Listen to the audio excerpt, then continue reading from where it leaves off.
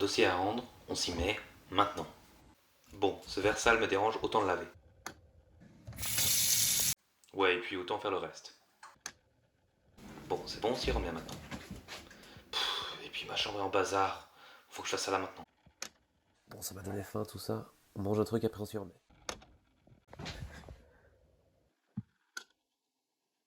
Oh non, encore une journée où j'ai rien fait. Bon, allez, demain, faut vraiment qu'on travaille. Ce que vous venez de voir est le cycle vicieux de la procrastination. Mais qu'est-ce que la procrastination? Pourquoi certaines personnes procrastinent?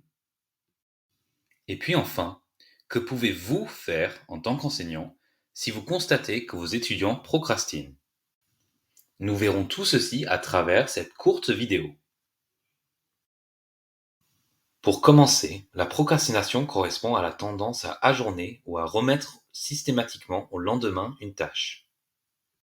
Il est estimé que jusqu'à 52% des étudiants mettent en place des actions de procrastination durant leur cursus universitaire.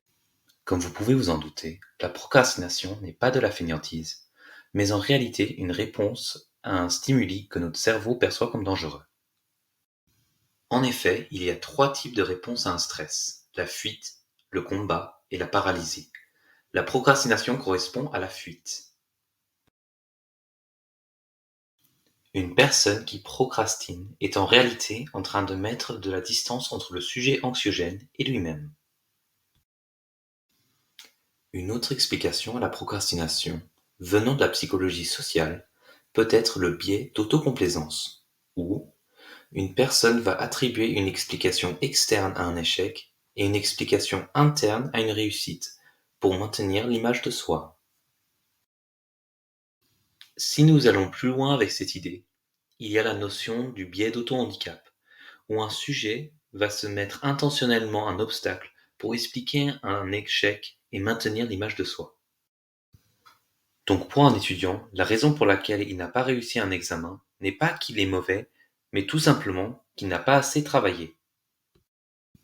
Vous pourriez donc comprendre maintenant qu'un étudiant qui ne se montre pas investi dans un travail à rendre n'est donc pas forcément un étudiant qui n'est pas intéressé, mais au contraire, un étudiant qui a une telle anxiété d'échouer qu'il n'arrive pas à commencer un travail.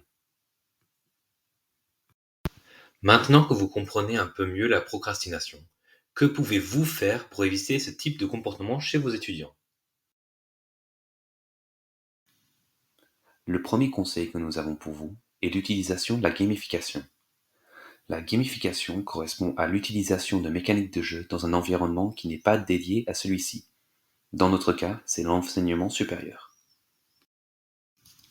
Une étude menée par Kuo Chen Li a démontré la corrélation entre l'utilisation de mécaniques de jeu dans une tâche et la baisse de procrastination dans l'environnement de travail. La littérature nous dit également que la gestion du temps a un impact sur la procrastination. Une étude menée par Hafner a démontré que donner plusieurs dates butoirs à différentes étapes d'un projet diminuait la procrastination chez les étudiants. Et enfin, la procrastination, comme cité précédemment, est une source d'anxiété chez les étudiants. En général, une dissatisfaction dans la vie académique peut amener à des comportements de procrastination. Il faut donc créer du sens à vos enseignements et que les étudiants puissent voir comment la théorie que vous lui amenez peut être liée à une compétence concrète. Voilà, maintenant vous avez les outils pour combattre la procrastination de vos étudiants. Merci de votre écoute et au revoir.